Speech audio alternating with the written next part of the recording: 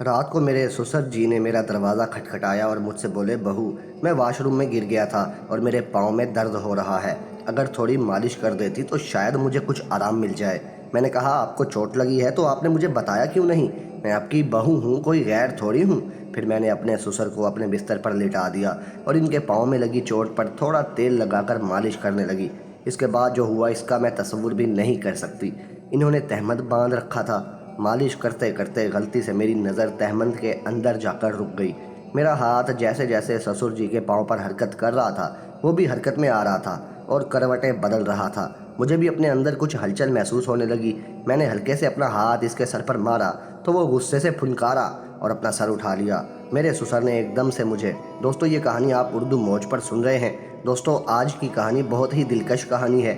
میری شادی کے صرف 8 مہینے بعد ہی میرا شوہر اچانک ایک فیکٹری حادثے میں وفات پا گیا۔ میرے بھائی نے بڑی مشکل سے ادھر ادھر سے قرض لے کر کسی طرح میری شادی کروائی تھی، لیکن 8 مہینوں کے اندر ہی میں دوبارہ اپنے میکے آ گئی تھی۔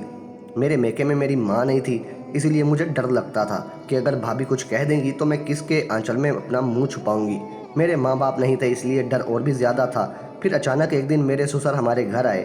انہوں نے میرے بھائی سے کہا کہ وہ مجھے دوبارہ اپنے گھر لے جانا چاہتے ہیں۔ میری بھابھی نے فوراً ہی ہاں کر دی، لیکن بھائی نے کہا کہ اب آپ کا بیٹا نہیں رہا تو آپ میری بہن کو کیوں لے جانا چاہتے ہیں؟ اس پر میری بھابھی نے بھائی سے بحث شروع کر دی اور کہا، اس میں اتنا سوچنے کی کیا بات ہے؟ وہ کہہ رہے ہیں کہ وہ اسے لے جانا چاہتے ہیں تو انہیں لے جانے دو، وہ ان کے گھر کی بہو ہے۔ بیٹی کی موت ہو گئی تو کیا ہوا، وہ اپنے سسرال جا سکتی ہے۔ بھابھی کے اس جھگڑے کے بعد بھائی نے بغیر کچھ سوچے سمجھے اور کچھ پوچھے کہا، اگر میری بہن وہاں خوش رہے گی تو ایک بھائی ہونے کے ناطے مجھے خوشی ہوگی، آپ اسے لے جائیے۔ پھر میرے سسر نے مجھ سے کہا، چلو بہو اپنے گھر چلو۔ میں نے اپنے سسر کے گھر جانے کا فیصلہ کیا۔ وہاں پہنچنے کے بعد میں اپنے کمرے میں کپڑے بدل رہی تھی کہ اسی وقت میرے سسر جی آئے اور بولے، بہو ذرا ایک کپ چائے تو بنا کر پلا دو۔ میں جلدی سے دوستو باورچی خانے میں گئی اور چائے بنائی۔ چائے پیتے ہوئے انہوں نے کہا، بہو تمہیں پتہ ہے اس گھر میں بالکل اکیلا ہوں، میرا بیٹا اکلوتا تھا اور تمہاری ساس بھی وفات پا چکی ہے، اس لیے میں تمہیں یہاں لے کر آیا ہوں تاکہ مجھے لگے کہ میں اکیلا نہیں ہوں۔ میں نے کہا، آپ فکر نہ کریں، میں تو آپ کی بیٹی کی طرح ہوں اور ہمیشہ ساتھ رہوں گی۔ پھر میرے سسر بولے، مجھے پتہ ہے کہ تم میرے ساتھ رہو گی کیونکہ تمہاری بھابھی تمہیں میکے میں کبھی سکون سے نہیں رہنے دے گی۔ اسی طرح سے کچھ دن گزرے اور ایک رات میں اپنے کمرے میں سو رہی تھی کہ اچانک دیر رات کو کسی نے میرے دروازے پر دستک دی۔ مجھے سمجھ تو آ گیا تھا کہ یہ میرے سسر جی ہی ہوں گے کیونکہ اس گھر میں میرے اور میرے سسر کے علاوہ تو کوئی نہیں تھا۔ آدھی رات کو کون میرے کمرے کا دروازہ کھٹکھٹائے گا؟ میں نے سوچا کہ شاید سسر جی کو کچھ چاہیے ہوگا، اس لیے دروازہ کھولا۔ دروازہ کھولتے ہی میرے سسر نے مجھے پکڑ لیا اور بولے، مجھے اپنے کمرے میں بہت بے چینی ہو رہی ہے، اگر تم میرے کمرے میں آ جاؤ یا میں ادھر سو جاؤں تو تمہیں کوئی پرابلم تو نہیں ہے؟ میں نے کہا، سسر جی کیسی بات کر رہے ہیں، آپ ادھر میرے کمرے میں سو جائیں۔ میرے کمرے میں ایک ہی ڈبل بیڈ تھا۔ سسر جی بیڈ کی ایک سائیڈ پر سو گئے اور میں دوسری سائیڈ پر۔ نیند نہ سسر جی کو آ رہی تھی اور نہ میں خود سو پا رہی تھی۔ کافی وقت کے بعد سسر جی بولے، بہو نیند نہیں آ رہی کیا؟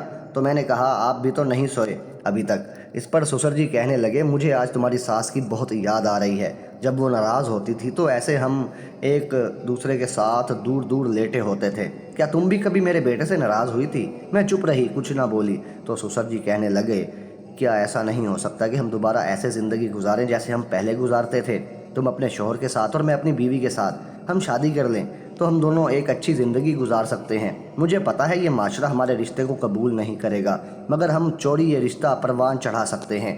میں کچھ نہیں بولی۔ اسی طرح رات گزر گئی۔ اگلے دن صبح سے ہی میں اپنے سسر کی باتوں کے بارے میں سوچ بچار کر رہی تھی۔ اپنی صورتحال پر میں نے کافی غور کیا۔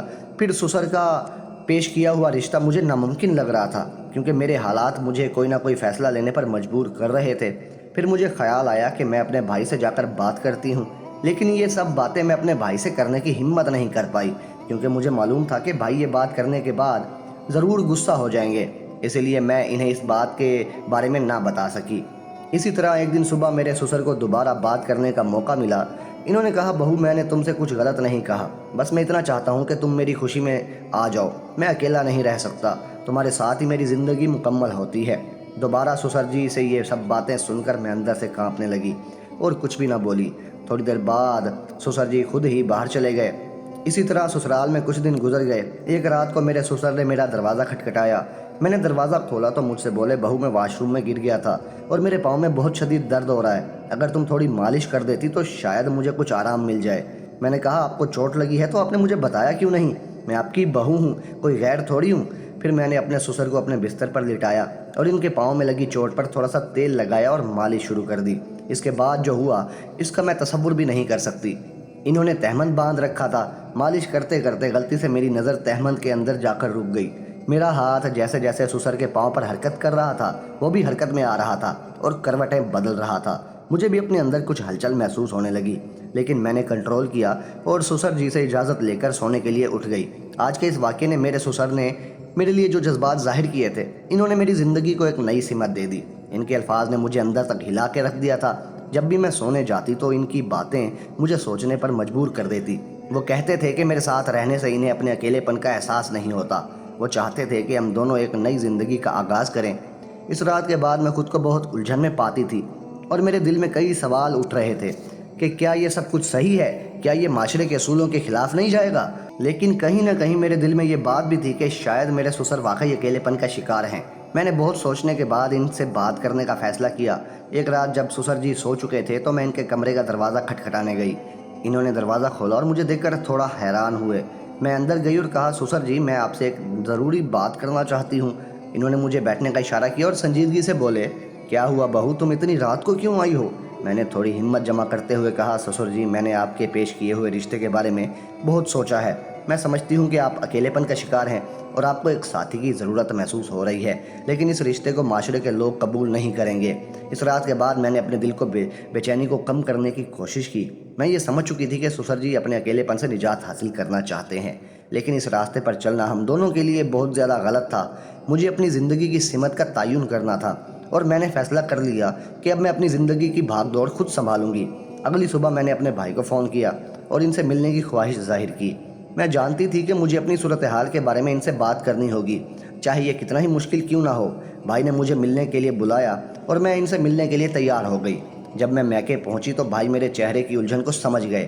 میں نے انہیں سب کچھ بتا دیا، سسر جی کی باتیں، ان کے جذبات اور میرے دل کا بوجھ۔ بھائی نے میری بات غور سے سنی اور ایک گہری سانس لیتے ہوئے بولے، بہن یہ ایک مشکل وقت ہے، لیکن میں ہمیشہ تمہارے ساتھ ہوں۔ تم نے صحیح فیصلہ کیا ہے، تم نے اپنی عزت کو برقرار رکھا اور اپنے خود احترام کو ٹھیس نہیں پہنچائی۔ اب تمہیں آگے کیا کرنا ہے یہ تم پر منحصر ہے۔ ان کی باتیں سن کر میرا دل ہلکا ہو گیا۔ میں نے بھائی سے کہا کہ میں اب زندگی کو نئے سرے سے جینا چاہتی ہوں۔ مجھے اپنے پاؤں پر کھڑا ہونا ہے اور اپنے لیے ایک راستہ بنانا ہے۔ میں اپنی پڑھائی پر توجہ دوں گی اور ایک نئی شروعات کروں گی۔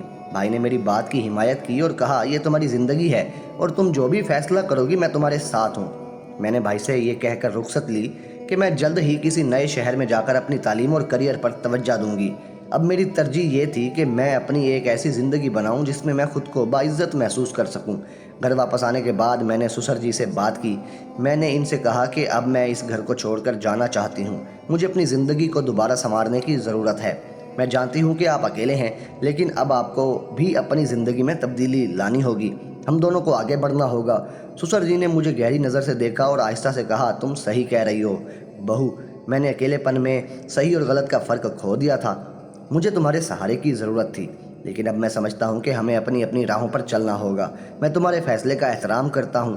اور اسی دن میں نے اپنے سارے باقی سامان کو سمیٹا اور سسرال کو ہمیشہ کے لیے الوداع کہہ دیا۔ میں نے خود سے وعدہ کیا کہ اب میں اپنی زندگی کو اپنے خوابوں کے مطابق سنواروں گی۔ کچھ مہینوں کے اندر میں نے ایک نئے شہر میں داخلہ لیا، جہاں میں نے اپنی تعلیم مکمل کی اور ایک باعزت ملازمت حاصل کی۔ ملازمت کے دوران مجھے ایک اچھا انسان ملا جس سے میں نے شادی کر لی۔ مجھے اس بات پر فخر تھا کہ میں نے مشکل صورتحال کا سامنا کیا اور اپنے خود احترام کو برقرار رکھا۔ اس نئے سفر میں میں نے خود کو پہلے کہیں سے زیادہ مضبوط اور خود مختار پایا۔ مجھے احساس ہوا کہ زندگی میں مشکلات آتی ہیں، لیکن اگر ہم اپنی راہ پر ڈٹے رہیں اور صحیح فیصلہ کریں تو ہمیں ایک نئی زندگی مل سکتی ہے۔ اسی طریقے سے جس شخص سے میری شادی ہوئی تھی وہ بہت پیارا تھا۔ وہ ہٹا کٹا گبرو جوان تھا اور میری جو سالوں کی آگ تھی وہ اس کو بخوبی بجھا پا رہا تھا۔